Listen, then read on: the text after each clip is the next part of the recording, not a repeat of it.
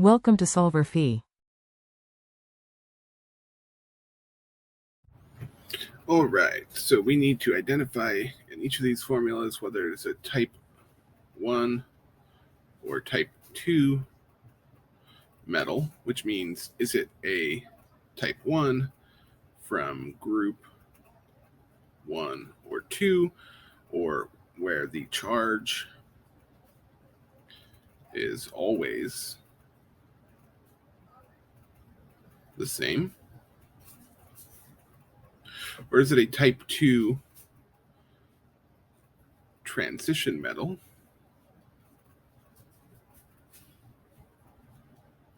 or a metal in which the charge can change. Then we have to give the formula in text.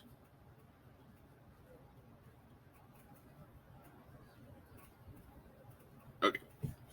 And how we give that formula will depend on whether it's a type 1 or 2 metal. Okay, our first chemical formula is lithium acetate.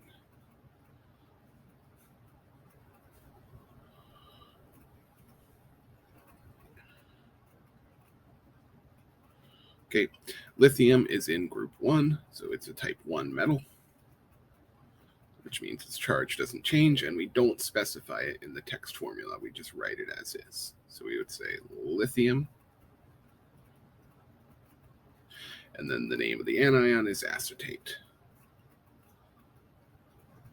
Okay, next up we have beryllium hydroxide. Okay, beryllium, that's group 2, which means it's type 1, right? It's in the first 2 columns of the periodic table, so it has to be type 1.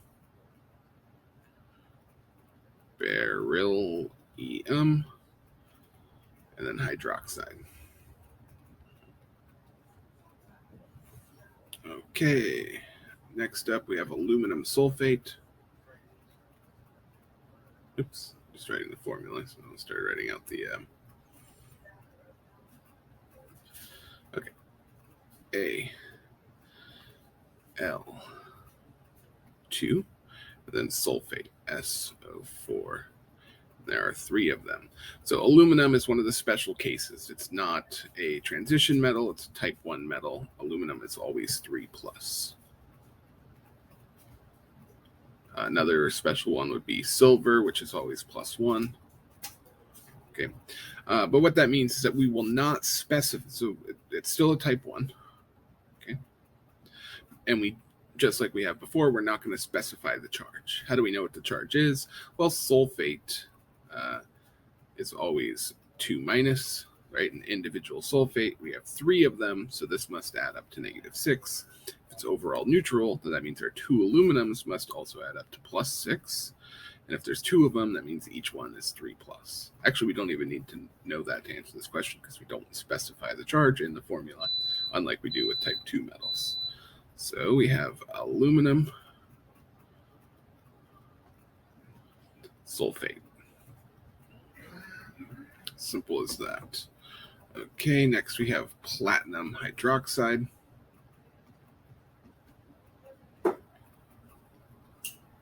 There are 4 hydroxides. Platinum is a type 2 metal. It's a transition metal. Okay, if there are 4 hydroxides, then our platinum must be 4+. And now we do specify it, the charge on the platinum, because it's a type 2 metal. So we do that in parentheses with Roman numerals, platinum 4 hydroxide. Okay, next we've got copper oxide. Okay, copper is a transition metal. It's a type 2. Oxide has a 2- charge, so the coppers here must have a +1 charge. So we specify copper 1 oxide.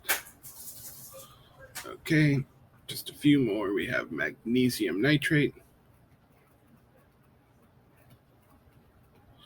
Magnesium is in group 2, which means it's a type 1 metal, and we do not specify the charge. Magnesium nitrate. Okay, now we have iron chloride.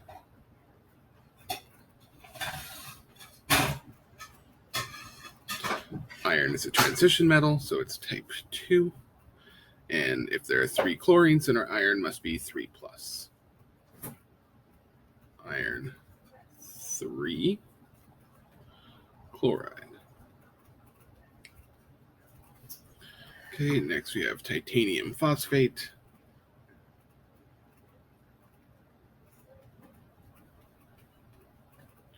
Titanium is a type 2 metal. It's a transition metal. Phosphate has a 3 minus charge, so our titanium must be 3 plus. So we say titanium 3 phosphate. Okay, now we have potassium phosphate. Potassium is in group 1, so it's a type 1 metal. We don't need to specify the charge. Potassium phosphate. And finally, we have vanadium sulfide.